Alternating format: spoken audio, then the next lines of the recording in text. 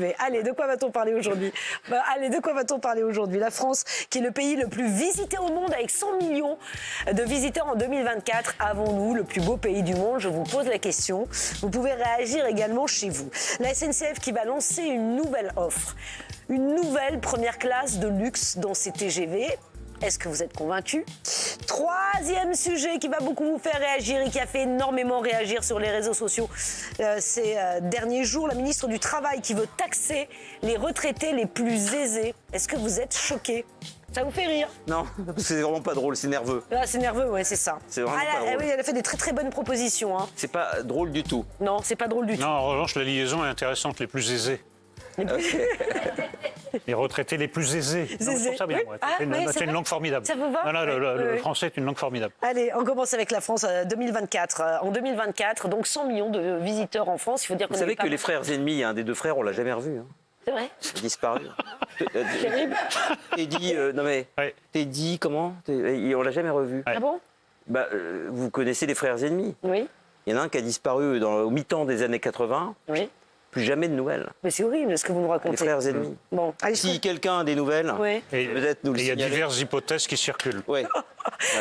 Allez, on va parler de la Il est peut-être France. parti faire le djihad en Syrie. Oh on sait non, pas. Non, mais écoutez, il a disparu dans les années 80. Ouais. Vous avez dit. Bah, Peut-être noyé, précurseur. Grégory. C'est un peu gros. Un précurseur. Stop, Yann. Alors, l'année 2024, donc la France qui a accueilli 100 millions de visiteurs, il faut dire qu'on a eu beaucoup d'événements entre les Jeux Olympiques et C'était le Paralympiques. moustachu. L'autre était Arrêtez, chauve. Yann, mais c'est pas L'autre possible. était chauve.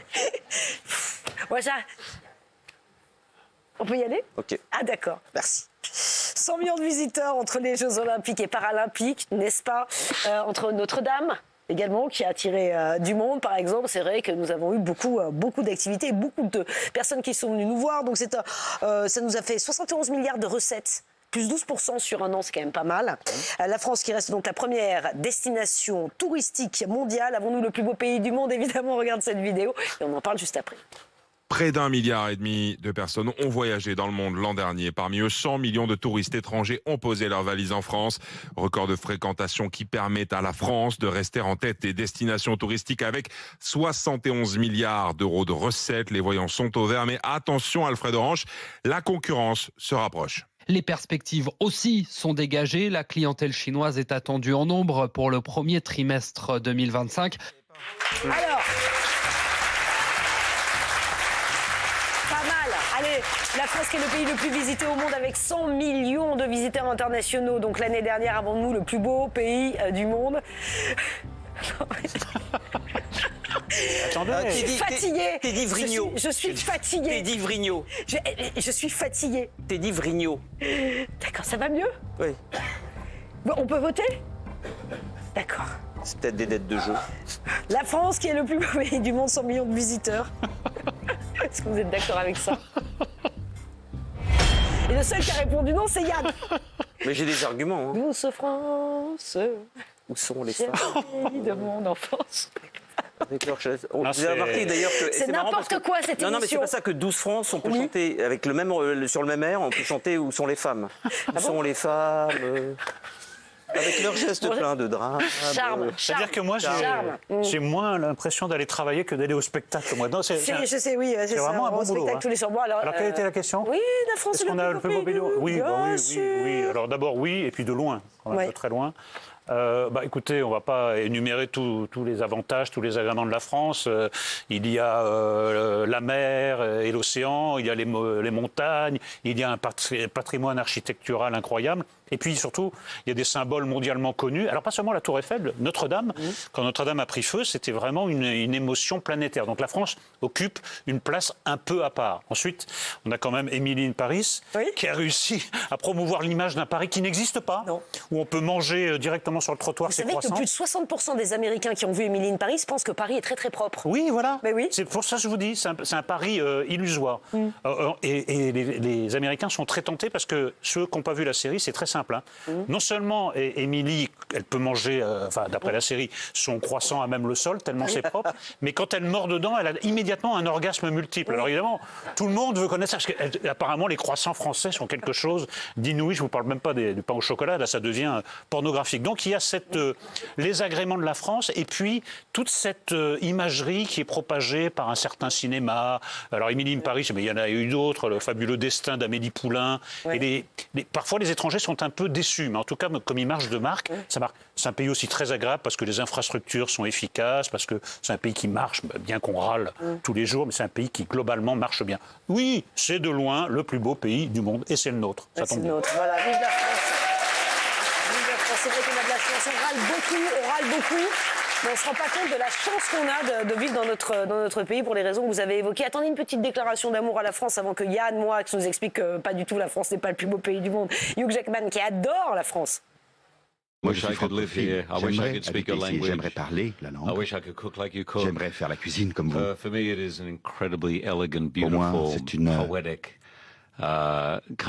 un pays plein de poésie, de culture. Et j'adore les gens ici. J'ai de la famille, effectivement. Et je suis complètement heureux. Vous n'avez pas l'impression qu'on râle tout le temps, qu'on est de mauvaise humeur? Mais c'est une colère qui a amené des révolutions très, très positives. Merci pour la Révolution française. Merci pour 1780. Pascal, cette déclaration d'amour exceptionnelle. Oui, mon cher Yann. Quand on se réveille tous les matins au Crillon et qu'on voit la place de la Concorde de sa fenêtre, c'est sûr que Paris est une ville très poétique, ça c'est certain. Quand on gagne 15 millions de dollars par film, Paris peut être une ville très agréable, comme toutes les villes du monde. Hein. Même Bogota, à mon avis, quand on a le salaire du Hugh Jackman, ça peut être le plus bel endroit. Et j'ajoute une chose, quand on ne comprend pas le français, on pense que les Français sont charmants, évidemment. Voilà, ça, c'est sûr. Et c'est vrai d'ailleurs de tous les pays. C'est que le fait qu'on ne comprenne pas les langues dans les pays où on va, en général, font qu'on trouve le pays beaucoup plus accueillant, beaucoup plus abstrait. Et pourquoi nous ne sommes pas le plus beau pays? J'aime pas l'ethnocentrisme parce que seuls les gens qui n'ont jamais voyagé pensent que la France est le plus beau pays du monde. C'est-à-dire que moi, j'adore la France. Et comme tous les Français, je préfère largement la France aux Français. J'aime la France, j'aime pas les Français. C'est en ceci que je suis français. De Gaulle était comme ça aussi. Vous avez remarqué que les Français adorent la France, mais ils peuvent pas se saquer entre eux. C'est à ça qu'on reconnaît l'esprit français. Mais c'est tellement vrai. C'est tellement vrai. Par contre, ils se battraient pour pas être considérés comme les compatriotes de tel ou tel couple qui est en train de faire un scandale dans un aéroport. Par contre, ils se battraient aussi pour qu'on accepte de dire que le pays est le plus beau du monde. Non, la France est magnifique. Il y a des plages comme nulle part. Il y a la montagne juste à côté de la plage parce que c'est un tout petit pays. C'est tempéré. On a des régions qui ne se ressemblent pas les unes les autres. Mais ça reste l'ethnocentrisme parce que je pense que on va pas faire de compétition, mais prenons le Brésil, par exemple. Ouais. Et vous voyez pourquoi ça n'a aucun sens de faire ces classements-là. Ça fait 17 fois la France. Aucun État du Brésil ne ressemble à son voisin. Il y a de tout. Il y a des montagnes, il y a l'équivalent de la Beauce sur des centaines de milliers de kilomètres. Il y a au Brésil tous les décors, mais version gigantisée, si vous voulez. Et donc, dans un pays qui fait 17 fois la France, on ne peut pas comparer. Oui, en fait, Dieu est brésilien, disent les Brésiliens. Donc, en fait, quand on va, je prends un exemple, au Brésil, et qu'on revient en France, on a l'impression qu'on rentre dans son studio, tellement tout paraît rikiki.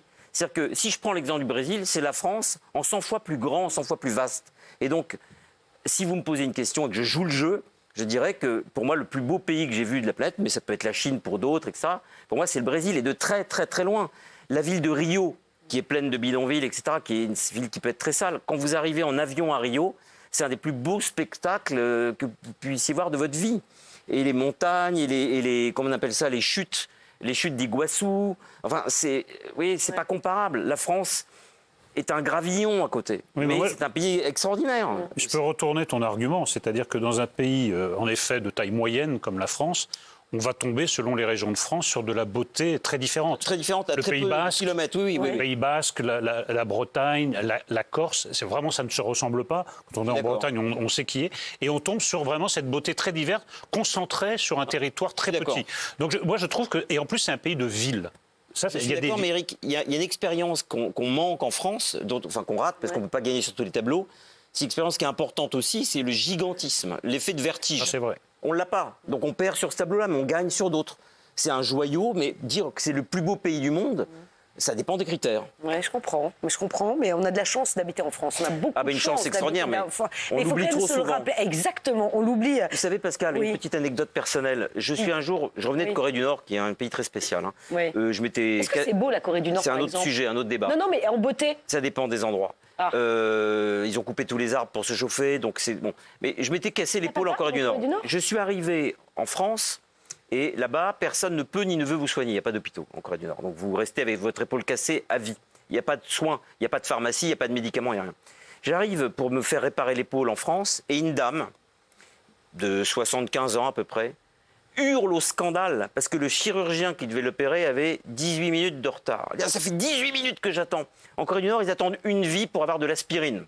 Donc la France, ne serait-ce que du point de vue de la manière dont les êtres humains sont traités, est un pays qui n'a pas d'équivalent sur la planète. Ça, c'est vrai. Alors parfois, vous savez, justement, vous parlez de la clientèle asiatique, elle est en très forte hausse. Les Chinois et les Japonais sont en hausse. Leurs visites sont en hausse de 40 et de 20%. Mais parfois, ils ont des expériences malheureuses. Est-ce que vous vous souvenez à Lyon de cette jeune touriste, cette influenceuse qui pleurait, la pauvre?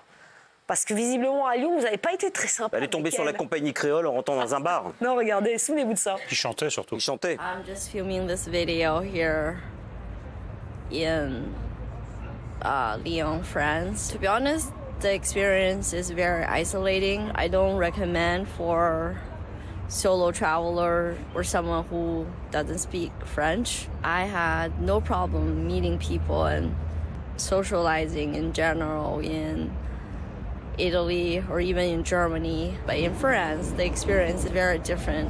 Yeah, people make you feel bad for not knowing their culture or speaking their language. The experience is just, I don't know. I don't really like it. Ça, la pauvre. Non, mais ça, c'est de la mauvaise foi.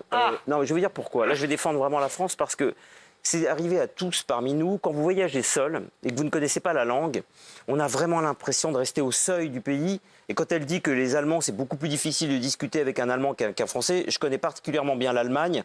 Et les Allemands vont peut-être prendre un verre avec vous, mais jamais un Allemand ne vous invitera chez lui, par exemple. En France, les gens vous invitent plus facilement chez eux. Donc en fait, c'est qu'à mon avis, elle n'a pas su aller dans les bons endroits. Les Français dans les bars et dans les restaurants sont des gens très sociaux et on adore discuter avec des étrangers. Ça, c'est vrai, ça. Franchement, ça, c'est un faux procès. Ouais. Non, et puis... Elle s'est isolée seule, elle n'a pas Les osé. Français à l'étranger. Non, c'est autre chose.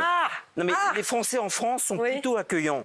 Oui. C'est-à-dire qu'une jeune Chinoise qui est à Lyon, je pense qu'il y a beaucoup d'endroits où des gens vont accepter, surtout il y a beaucoup d'Asiatiques français aussi. Les Asiatiques aiment bien, je les connais un peu, par instinct se réunir entre eux d'abord avant de faire le grand saut. Mais à Lyon, il y a beaucoup d'endroits où il y a des jeunes qui auraient pu discuter avec cette jeune femme. Non, et puis notre pays est merveilleux, mais on ne peut pas traiter tous les cas de dépression quand même. Hein.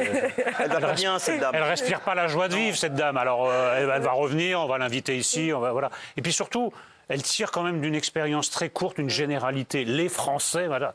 Ouais.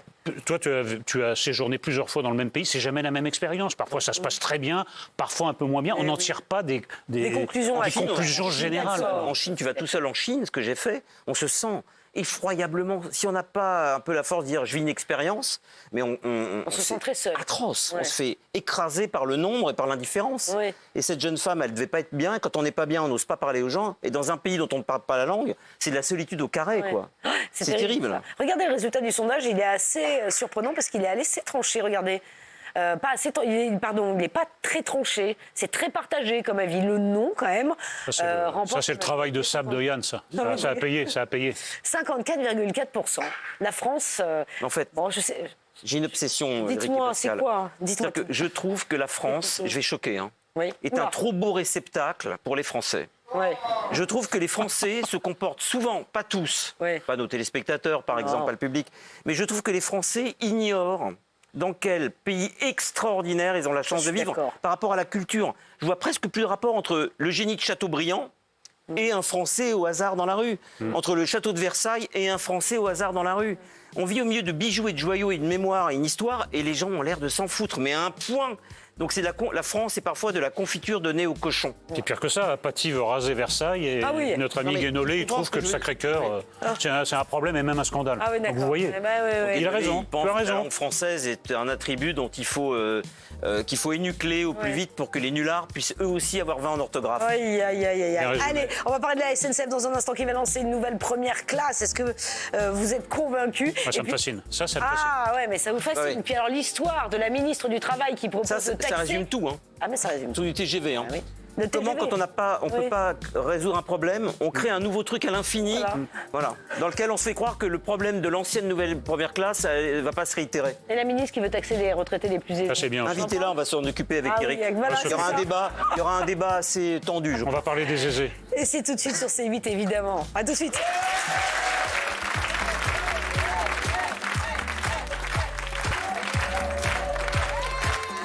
18h22, merci d'être avec nous. On est en direct, on est sur C8, on est très heureux de vous retrouver. Bienvenue à ceux qui nous rejoignent, évidemment. Pour cette nouvelle partie d'émission, on va parler de beaucoup de sujets avec Yann, avec Eric, avec le public. Le dernier sujet sur la ministre du Travail qui veut taxer les retraités les plus aisés, je peux vous dire que ça fait couler de l'encre. Et sur le plateau... Et de la salive. Et de la salive. On va en discuter. Est-ce que vous êtes choqués? C'était pas André Gaillard, l'autre frère ennemi? Si. C'est ça. Ah non, vous n'allez pas revenir. Teddy Vrigno et André Gaillard. Il est peut-être Ça me revient le jeu maintenant. Vrigno. Ah bon? Bah peut-être, j'en sais rien, moi je connais ça. Pareil. D'accord. Non mais c'est une hypothèse. Hein. Et la SNCF qui va lancer donc, ça c'est l'autre sujet, une nouvelle première classe de luxe, ah oui, dans ces TGV. Je vois pas le rapport avec les frères ennemis là. Non, alors moi je vois le rapport avec les missions. Ah pardon, Vous voyez, c'est pas mal ça. Non, regardez cette affaire, franchement, alors ça c'est dingue, c'est vrai que ça a fait beaucoup réagir. La SNCF qui veut monter en gamme et présenter une nouvelle offre de service, de première classe de luxe. Faudrait déjà si les trains partaient à l'heure tous les jours. C'est bien. Ça s'appelle une nouvelle offre, la Business Première. Tiens donc. Bientôt, il y aura une première classe de luxe première. Voilà.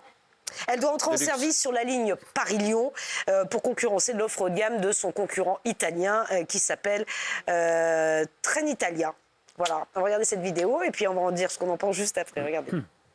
SNCF veut lancer une nouvelle première classe de luxe. Pour concurrencer Trenitalia, la SNCF veut présenter une nouvelle offre, première classe de luxe, notamment sur ses TGV de la ligne Paris-Lyon. Chez Trenitalia, cette offre de luxe propose de la nourriture et des boissons alcool compris en illimité, des sièges en cuir et surtout la tranquillité avec un service dédié. Cette nouvelle offre de la SNCF sidère beaucoup de monde. Certaines personnes se plaignent notamment du manque de réseau téléphonique et d'hygiène dans les rames. De plus, le coût moyen d'un billet en TGV Ouigo aurait augmenté de 24% entre 2019 et 2023.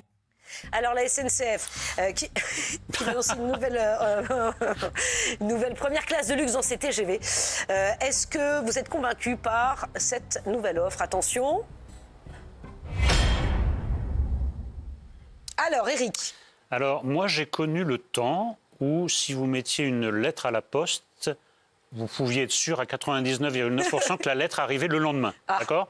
Oui. Pour un timbre. Oui. Maintenant, pour le même service, vous devez payer des sommes exorbitantes pour être sûr. C'est dingue le prix d'un timbre. Donc, et là, c'est la même chose. Nous nous avez expliqué que la première classe, c'était plus de confort parce que c'était plus cher. Alors, on vient nous expliquer que non.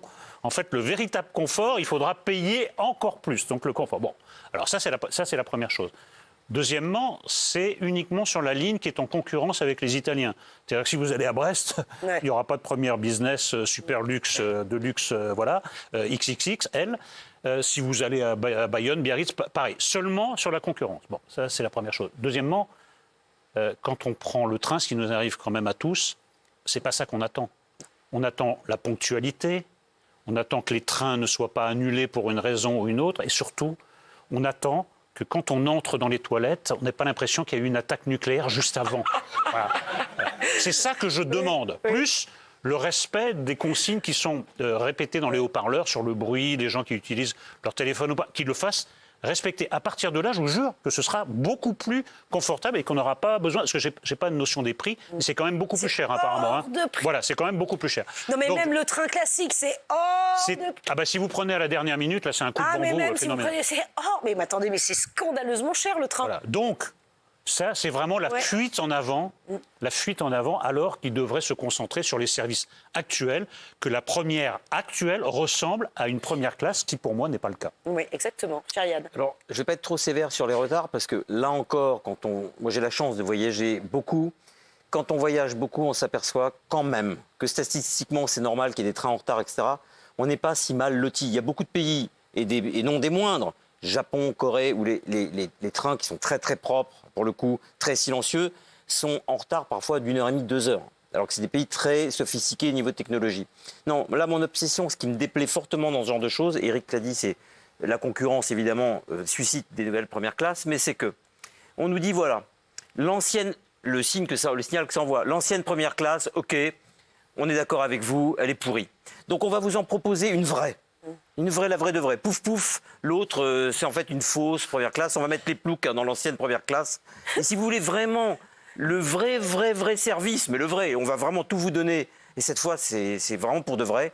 C'est la nouvelle première classe de luxe. Là, vous serez traité autrement que comme un animal. Vous serez bien traité. Et en plus, vous n'aimez pas le bruit du portable des gens. Génial, on va mettre une classe dans laquelle les mecs vont être ivres-morts parce que l'alcool va être illimité. Donc vous aurez des mecs pétés comme des coins. Ils ne sont pas au téléphone, ils sont en train de pisser sur les fauteuils, en train de hurler, de rôter, de festoyer. Yann. Mais attends, alcool illimité, Pascal. Oui, alcool illimité. Vous connaissez mal les gens quand un truc est illimité. Vous voulez aller dans les restaurants à volonté, voir ce qui se passe. Les gens se retiennent de bouffer pendant 15 jours pour pouvoir s'éclater la panse pendant 1h30. Mais après, ils sont malades. Mais Pascal, le SAMU, ça se termine au SAMU, tout ça. Il y a des occlusions intestinales. La rate éclate, il y a des éclatements de la rate. Mais oui, parce que les gens bouffent et boivent mais dans l'avion, au-delà de la c'est illimité en première aussi ou pas? Non, mais dans l'avion, je parle pas de l'avion, c'est encore un autre sujet. Concentre-nous sur le train. Aussi. Donc, on échange une première classe où les gens se fichent pas mal, qu'on n'a pas le droit d'utiliser le portable, parce qu'en fait, le problème du train numéro 1, c'est le portable des gens, dont on connaît toute la vie inintéressante. Enfin, à côté de la mienne, elle n'est pas intéressante à l'heure. Et c'est vrai. J'adore. Et deux... Non, on va faire un 200. Et donc... Non, je plaisante. Non, mais ma vie intérieure. Non, mais...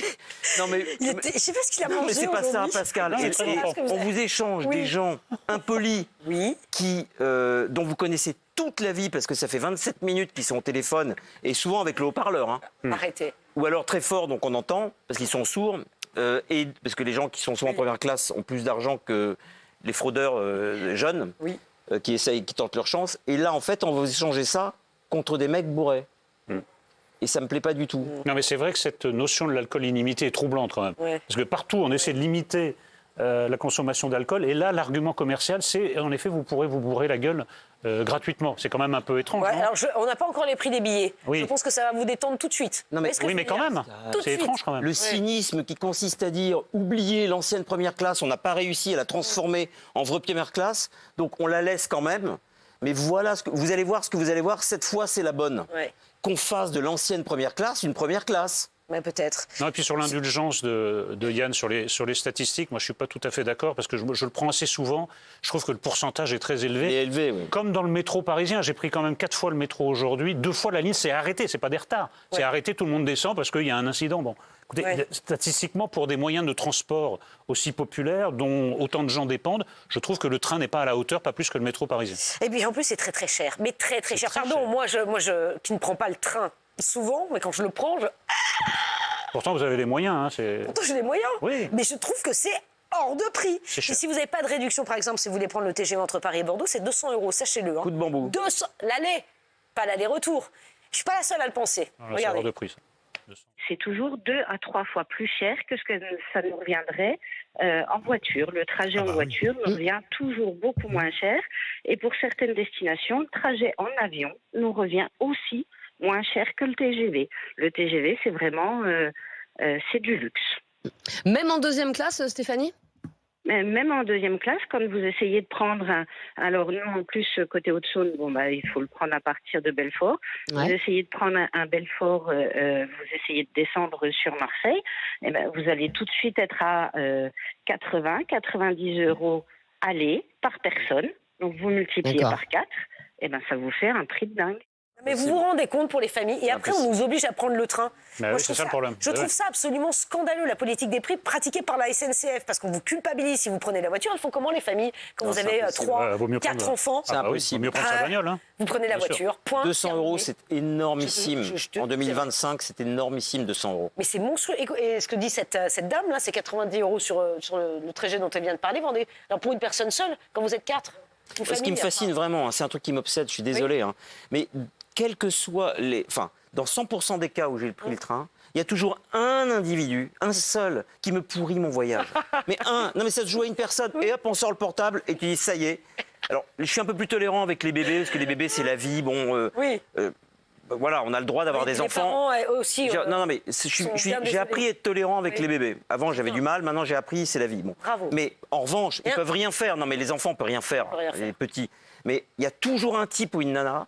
Dans 100% des cas, qui dit là, c'est bon, ça ira bien. Hop, elle dégaine la 22 longue griffe et c'est parti, quoi. Ah oui, mais alors, à ce moment-là, il faut bien savoir que cette super première classe, c'est vraiment la sécession des plus riches, quoi. Oui. Parce qu'en effet, ils seront complètement débarrassés de ce genre de problème. Mais ils vont parler très fort, ivre-mort. Oui, mais ils seront... Oui, mais en revanche, ils n'auront pas à subir les gosses, ce sera interdit, ils n'auront pas à subir telle ou telle chose.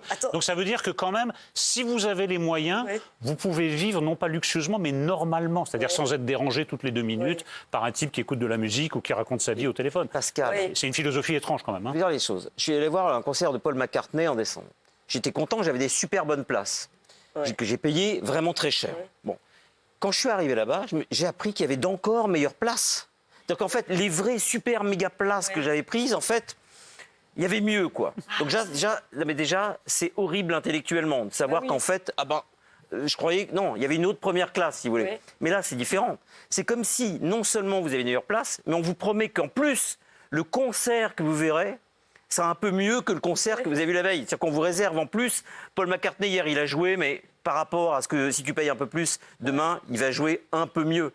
Et ça, c'est une philosophie qui est inacceptable. Non, je comprends. Allez, juste pour terminer, l'offre de luxe propose de la nourriture et boissons alcoolisées, des sièges en cuir, seulement 10 places. Ils vont être beaux les sièges. 10 places, il n'y en a que 10 dans la rame, donc vous avez de l'espace, et une salle de réunion. Et vous, qu'est-ce que vous en pensez chez vous? Vous êtes convaincu par cette offre de la SNCF? Comme c'est quoi?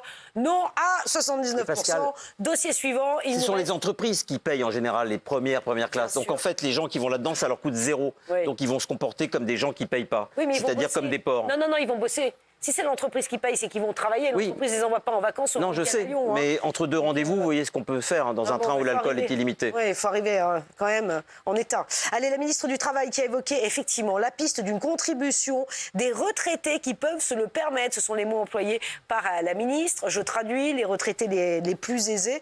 Elle était interrogée sur une proposition du Sénat de faire travailler tous les actifs 7 heures de plus par an pour pouvoir renflouer les caisses de la sécurité sociale. Ces propos ont énormément fait réagir. D'abord, écoutez ce qu'elle a dit. C'est une piste qu'il faut regarder avec différents aménagements parce que ça peut porter effectivement sur les personnes qui travaillent, mais ça peut porter aussi sur les personnes retraitées qui peuvent se le permettre. Parce qu'encore une fois, on parle du financement de la branche autonomie, c'est-à-dire le maintien à domicile pour les personnes âgées. Vous comprenez un peu de doute, il n'y a pas que les 7 heures, on peut aussi faire contribuer les retraités. Voilà, les retraités qui peuvent se le permettre notamment. Et de quelle manière? Qu'est-ce que vous proposez? C'est-à-dire qu'il y a différentes taxes et cotisations qui pourraient être envisagées sur les retraités, encore une fois, qui peuvent se le permettre parce qu'on est vraiment là sur une branche. Ça veut dire quoi, qui peuvent se le permettre, être épanouissant? En fonction du niveau de pension. Non mais... Alors, vous avez écouté ce qu'a dit la ministre du Travail qui veut taxer les retraités les plus aisés. Elle a employé l'expression qui peuvent se le permettre. Est-ce que vous êtes choqués? Nous avons voté et... on est choqués, oui, Eric. C'est-à-dire que cette ministre arrive sur un plateau de télévision. D'abord, elle parle pour elle-même. Ce n'est pas ce que le gouvernement a proposé ni insinué. Elle parle pour elle-même. François Bayrou a dit que de toute manière, ce n'était pas l'étude. Je ne vous le fais pas dire. Mais au moment où elle le dit, c'est opération kamikaze. Elle parle en son nom. Excusez-moi. Elle fait partie d'un gouvernement. Elle n'a pas à proposer quelque chose qui n'a pas été validé par son Premier ministre. Ensuite, ceux qui peuvent se le permettre. J'ai jamais entendu un truc plus impressionniste. Ça veut dire quoi? On ne sait pas. Est-ce que c'est à ceux-là, là, on ne sait pas. Et ensuite, moi, ça me rappelle le malade imaginaire de Molière. Vous savez, Toinette s'est déguisé en médecin et elle a une conversation avec le malade imaginaire. Il lui dit, mais parfois j'ai un peu mal au foie. Et Toinette lui dit, c'est le poumon. Oui, mais parfois j'ai un peu le vertige, c'est le poumon. Et cette dame et tous les gouvernements qui se sont succédés, eux, à la place de répondre le poumon, ils disent des impôts. Il y a un problème, plus d'impôts, plus d'impôts. Et ils trouvent toujours une catégorie de plus à taxer. Il n'y a jamais rien d'autre qui est proposé. Elle pourrait dire, par exemple, il faudrait un petit peu alléger les services rendus aux anciens premiers ministres, par exemple, pour gagner un peu d'argent, ou alors diminuer les dépenses de mon ministère, parce que peut-être que chaque euro n'est pas entièrement justifié. Non, le poumon, les impôts. Oui, c'est vrai. Yann. L'eau s'insinue partout, effectivement, dans toutes les niches fiscales. L'eau commence à venir chatouiller les plus riches, entre guillemets. Et ce que je n'aime pas du tout dans l'expression « ceux qui peuvent se le permettre », outre son côté démagogique 1793, c'est que ça veut dire quoi, se le permettre? Grosso modo, tout le monde peut se permettre de payer des impôts et en même temps, personne n'a envie de se le permettre. L'impôt n'est pas quelque chose qui doit être quelque chose de vexatoire. Que ce soit un peu coercitif, oui, parce que c'est pas agréable.